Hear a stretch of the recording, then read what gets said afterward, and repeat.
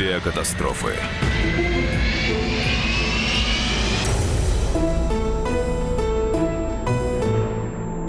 22 августа 2006 года под Донецком потерпел крушение Ту-154М авиакомпании «Пулково». Самолет выполнял рейс по маршруту Анапа-Санкт-Петербург. Все находившиеся на борту 170 человек погибли. Реконструкция событий. Говоришь, 612 к взлету с 22-й готов. Пулково 612 к взлету готов. На номинале, да? Да, на номинале. Пулково 612, взлет разрешаю. Взлетаю. Пулково 612. А предполетную? Не горит. Готов. Режим номинальный. Рут держать. Фары большой. Не горит. Готов. Параметры двигателей систем в норме. 22 августа 2006 года. Аэропорт Анапы. В 12 часов дня здесь совершил посадку Ту-154 из Санкт-Петербурга, и сейчас экипаж готовится к обратному вылету. В командирском кресле 49-летний Иван Карагозин. Рядом 23-летний пилот-стажер Андрей Ходневич. Также в кабине опытнейший второй пилот Владимир Онищенко, штурман Игорь Левченко и борт-инженер Виктор Макаров. Согласно метеосводке, сегодня на трассе возможны грозы с очень высокими облаками до 12 километров. Поехали. Экипаж, взлетаем. Рубеж 245. Параметры в норме, руды держу. Скорость растет. 160, 180, 220, 240. Рубеж. Взлет продолжаем. Подъем. Шасси убрать. Шасси убираются. Анапа круг, добрый день. Пулково 612, взлет правым на Сарул. Пулковский 612, Анапа круг, добрый день. Правым на Сарул, набирайте 200. Набираем 2100. Пулково 612. Хорошо живут, да? Да вообще. Блять, прям в море. Подходим к курсу. Закрылки 0. Закрылки 0. Убираются. Убираются синхронно. Стабилизатор к нулю. Подходим 200. Тебе платят за экономию? Премия прошлого месяца. Только сейчас стали платить. 2 месяца не платили. Смотри, что платили. Должны были в июле заплатить. А, ему правильно, в июле и заплатили. За июнь. А за месяц сколько платят? Ну, за август заплатят в октябре. 22 августа 2006 года погодные условия Украины и Ростовской области определялись циклоном, расположенным над Балтийским морем. Он образовал несколько атмосферных фронтов. Один из них двигался в сторону Донецка навстречу нашему экипажу. В приближающемся фронте быстро развивалась грозовая облачность. Образовывались градоопасные облака. Полеты в таких условиях запрещены. Как правило, грозовые облака обходят сверху, попросту говоря, перелетают, если это возможно. Но в этот день высота грозовой облачности достигала 13-15 километров, а потолок Ту-154 — 12. В этом случае грозу нужно обходить стороной. Пулково 612, встречный снижается 6000, займите 5700 пока. Для информации, в зоне фронтальной грозы с сильным градом до 12 тысяч, до 13 тысяч, смещение северо-восток. Пулково 612, приняли информацию, заняли 5700, сохраняем. Диспетчер сообщает экипажу о встречном самолете и дает распоряжение задержаться на высоте 5700 метров. Ту-154 тем временем приближается к зоне грозовой облачности. Она уже прямо перед ними, всего в 35 километрах. Как долго набираем? Встречный 6000.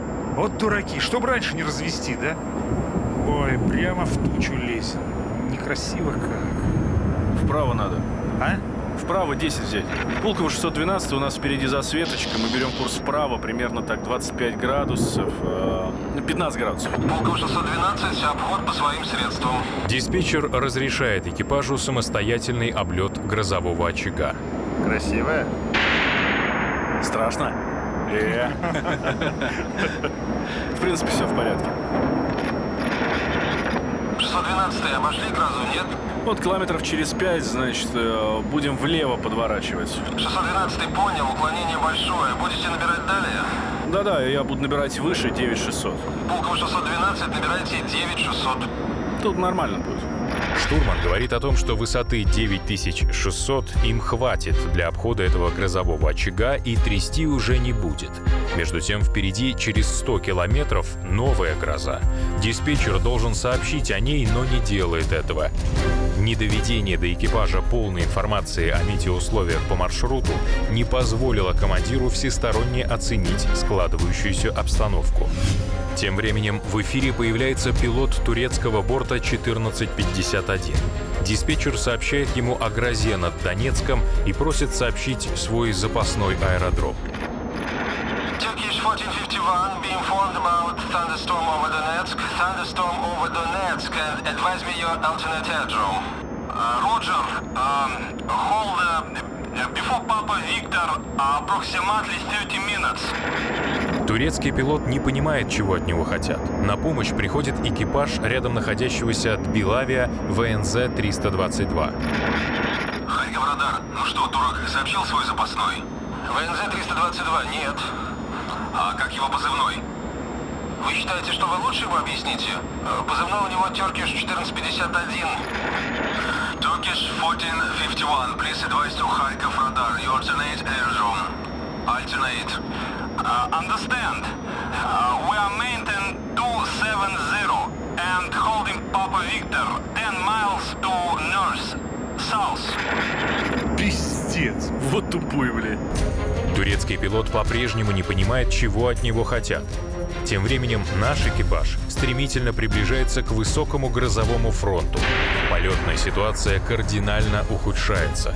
Штурман видит, что на текущей высоте фронт им не перескочить, и просит диспетчера разрешить набор эшелона 380, то есть 11600 метров. Сейчас быстрее набирать надо. Режим сохраняй.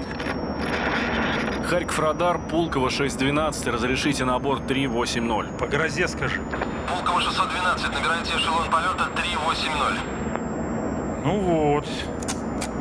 Так, ну вроде светленько. Нормально. Turkish 1451, Donetsk informed. Airfield will be closed 30 minutes. Вот пиздец ему нафиг. Control, ask you about fuel. Endurance fuel. Пулково 612, мы разобрались с ним, все, спасибо. Тем временем вторая гроза совсем уже перед нашим самолетом. Экипаж видит ее на локаторе, видит ее размеры и высоту. Решение может быть два. Либо обходить сверху, либо облетать сбоку. Потолок самолета 12100 метров, а высота уже 11600. Правильным решением было бы обойти стороной, либо вернуться на аэродром вылета. Штурман просит разрешения диспетчера на обход. Пулково 612, для обхода влево 10, разрешите. Пулково 612, разрешил. Экипаж поворачивает влево на 10 градусов, но этого явно недостаточно, и они влетают прямо в грозовой очаг. Начинается болтанка. Командир хочет перелететь грозу сверху. Высота 11600, это на 500 метров ниже предельной. Анализ личностных особенностей Ивана Карагодина выявил его склонность к риску и недооценке последствий, а также замедленную реакцию и отрицание негативной информации. Именно сейчас эти качества сказываются на скорости и точности принятия им решений. Давай время на 400 или какой, твою мать, а то это хуйня полная, да? Проси 390, а то нам не обойти, ёп. Turkish 1451. Куда от них уйти, ёп? Пулково 612, разрешите набор временный, эшелон 390. Сильная болтанка и так далее, скажи. Пулковский 612, набирайте 390. Еще хуй наберем. Иван Карагодин осознает всю сложность ситуации, в которую попал экипаж. При наборе предельной высоты им придется столкнуться с целым рядом дополнительных трудностей. Произойдет сужение диапазона доступных скоростей, увеличится неустойчивость самолета, уменьшится тяга двигателей. Ситуация все хуже. В кресле второго пилота по-прежнему стажер, опытный второй пилот за спиной. Болтанка нарастает. Гроза внизу. Ебашит здесь на 370. Поехали влево. Нихуя ебашит. Мама, не горюй, блядь. Опа, блядь, еще и град. Ёб твою мать, блядь. Там куда-нибудь можно в сторонку? Игорек, отойди еще. Игорек, Игорь. Что? В сторону можно куда-нибудь еще от нее отойти, блядь? Нет. Скажи, заняли 390. 390. Андрюха, ёб твою мать! Пулково 612. Заняли эшелон 390. Снижаемся. Углы. Куда снижаемся, ёбаные дураки, блядь? Так, номинал нахуй! Номинал. Снижение, которое предлагал второй пилот, было абсолютно грамотным действием в данной ситуации. Однако командир ответил отказом. Самолет продолжает набирать высоту, но двигатели не справляются и скорость падает. Заметив это, командир энергично отклоняет штурвал вперед, потом вновь тянет его на себя. Такие действия приводят к раскачиванию и без того неустойчивого самолета. Иван Карагодин теми же движениями на себя, от себя пытается погасить колебания. Но это абсолютно неграмотные действия. Нужно просто отклонить штурвал вперед и задержать его так на несколько секунд. Да, самолет потеряет несколько сот метров, но продолжит лететь. Командир не представляет себе реальной опасности приближающегося сваливания. Для него потеря нескольких сотен метров высоты в облаках казалась более опасной, чем приближающееся сваливание, то есть конец полета. Ваня! Спокойно, за кренами смотрите. Пулково 612, снижаемся, эшелон 360. Сильная болтанка, скажи, ёб ты... Сильная болтанка. Пулковский 612, снижайтесь 360. Снижаемся, ёб... Спокойно, все держим. Держим, блядь. Генераторы вылетают. Помпаж. Снижайся, Ваня. Помпаж. Смотри, поки 13-му, крены. Нормально. Скорости, смотрите, скорости. Ну, упало чуток. Ёб твою мать, что просвалимся? На себя, на себя! Пилоты резко тянут штурвалы на себя. Это приводит к возникновению больших перегрузок и росту угла атаки. Самолет сильно задирает нос. Два боковых двигателя самовыключаются. Остается один. Ту-154 попадает в плоский штопор, выход из которого невозможен. Самолет падает, как осенний лист. Лайнер снижается по спирали с большой скоростью. Пилоты, в первую очередь командир, не понимают, что происходит. Нас все выбило. Я понимаю. Только куражимся. Правильно. Вова, давай, командуй. Я не знаю. По-моему, влево надо. Влево, Ваня. Беру влево. Шасси выпустить. Снижаемся. Во, влево. Давай, нормально. Вверх. Высотомеры. Включаем СОС. Доложите, что у нас СОС. СОС. Пулково 612. СОС. Пулковский 612, я вас не понял. СОС. Пулково 612. СОС. У нас скорость какая? Смотрите вертикально. Вас понял, СОС. Смотрите за скоростью. Зачем затормозился? Держим. Вот так. Угол атаки. Нормально. Пулковский 612, ваше решение. 30 километров от Донецка. Андрюха, помогай, чтоб курс не крутился. Давай. СОС. Пулково 612. СОС. Пулково 612. Выводим. Плавно выводим. На себя. Вправо, чтоб курс не крутился. Давай. Пулковский 612, аварийное снижение. Давайте, орлы, боремся. Крути больше. Пулково 612. СОС. Снижаемся. У нас уже высота 3000. В процессе продолжающегося штопора не было зафиксировано ни одной попытки совершить правильное действие — отдать штурвалы от себя. До самой земли они тянули их на себя. У нас все работает. Генераторы-то все? Нет. Так мы что, падаем? Вова, давай там помогай Андрюхе. Высота 2000. Вань, 2000. У нас 2000. Вань, 2000. Ё-моё, брось это делать. Крутите вправо. 2000. Так, влево. У нас 2000, Вань. Без крена. На себя. Андрюха, тяни на себя. Андрюха, тяни на себя. От себя, Андрюха, теперь. Режим взлетный. Левая нога. Крен убери. Не убивайте! Андрюха, не паникуй. Не убивайте! Ну не убивайте! Земля!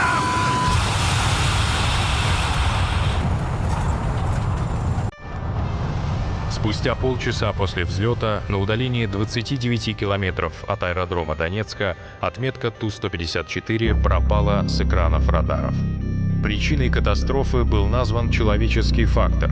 При обходе грозы командир допустил раскачку самолета вверх-вниз, что привело к его срыву в плоский штопор. В течение 45 секунд падения Иван Карагодин так и не предпринял правильных действий. Отклонить штурвал от себя в нейтральное положение и задержать его так на несколько секунд.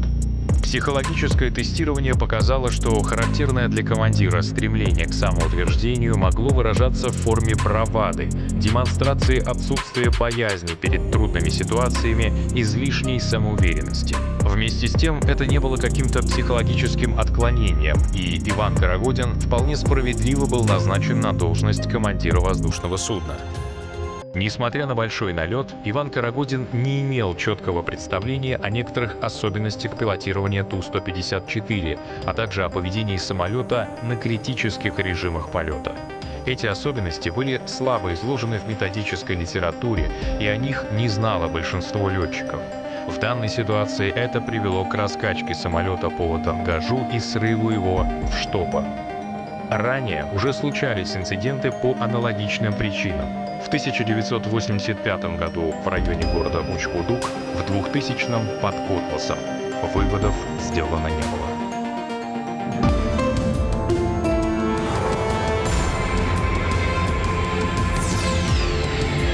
Авиакатастрофы.